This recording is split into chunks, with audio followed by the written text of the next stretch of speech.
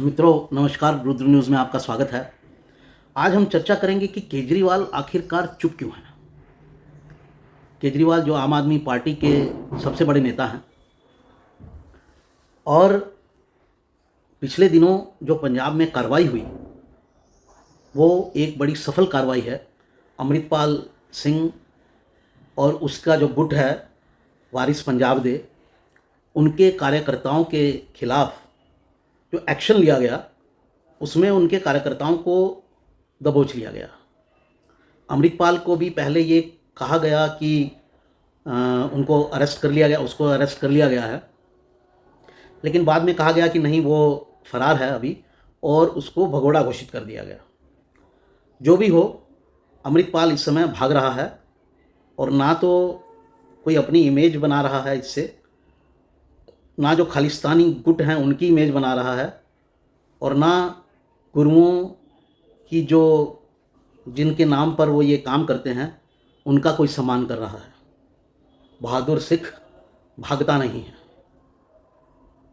गुरु गोविंद सिंह के चारों साहबजादों ने शहीदी दी थी, दो ने युद्ध में और दो ने अपने धर्म की रक्षा के लिए, जबकि वो 4 से 7 साल के थे। और ये जो अपने आप को सिखों का बड़ा झंडाबदार बता रहा था, वो भाग रहा है। इसने सिक्खी के नाम पर कालिख पोती है। खैर, ये तो हुआ अमृतपाल का विश्लेषण।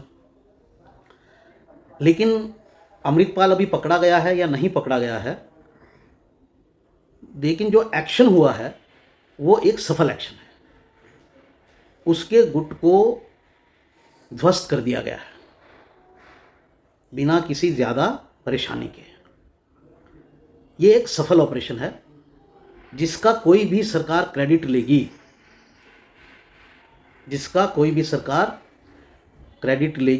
और इस बात को ज़ोर ज़ोर से उठाएगी। ये एक राष्ट्रवादी काम है और मेरी सरकार ने ये राष्ट्रवादी काम किया है। जैसे बीजेपी क्रेडिट लेती है 370 का, पूर्वोत्तर में जो आतंकवादी गुट हैं उनको समाप्त कर देने का, जैसे नक्सलियों को एक तरह से बिल्कुल निरस्त कर देने का, समाप्त कर देने का। नक्सली वायलेंस की बहुत बड़ी न्यूज़ अब नहीं आती है, जबकि आए दिन आती थी।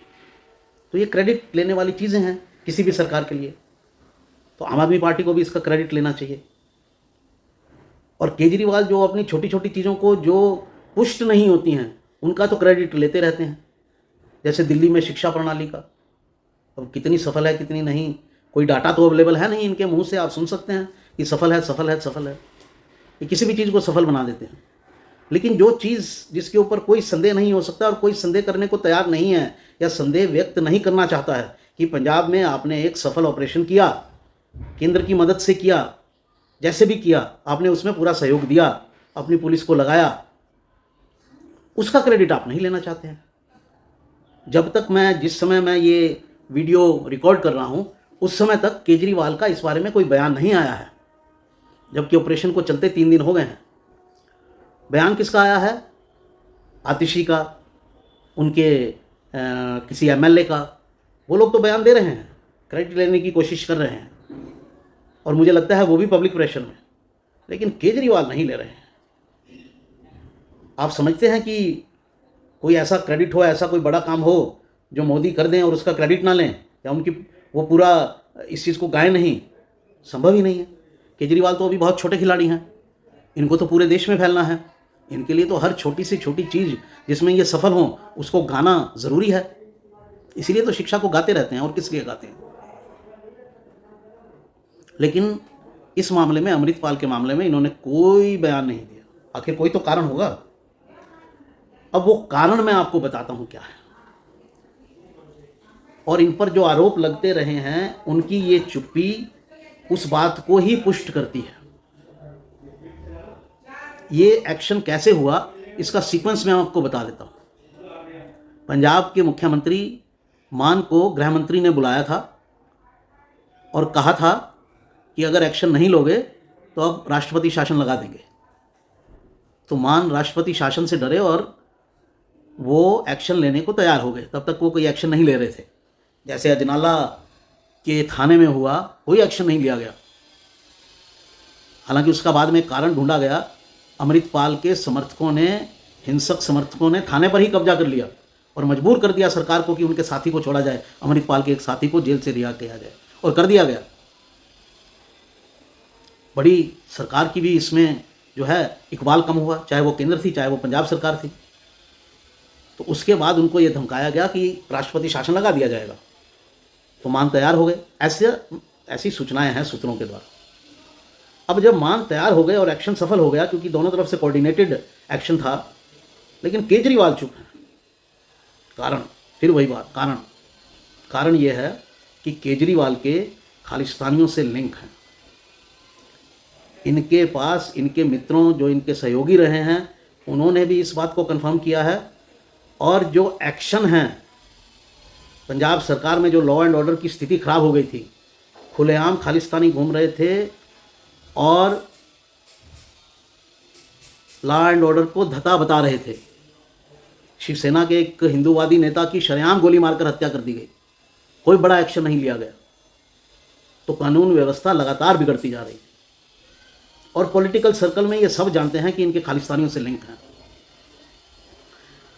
अब खालिस्तानी को इनका वादा क्या था, क्विड प्रो को क्या था?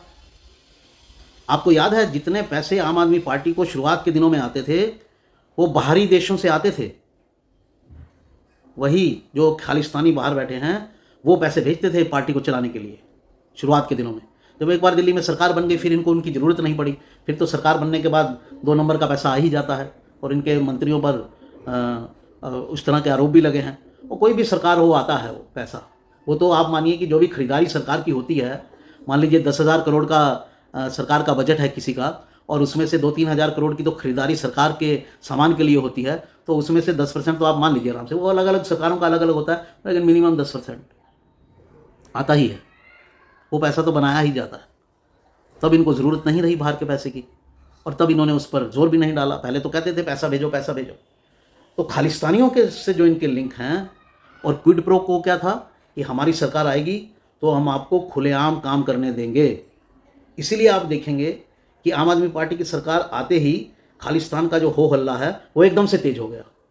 ये कोई इंसिडेंट नहीं था, कोई इंसिडेंट नहीं था, ये एक प्लानिंग थी कि हमारी सरकार आएगी तो हम आपको काम करने देंगे। वही काम हो रहा था, इसीलिए जो है वो हालात बिगड़ रहे थे।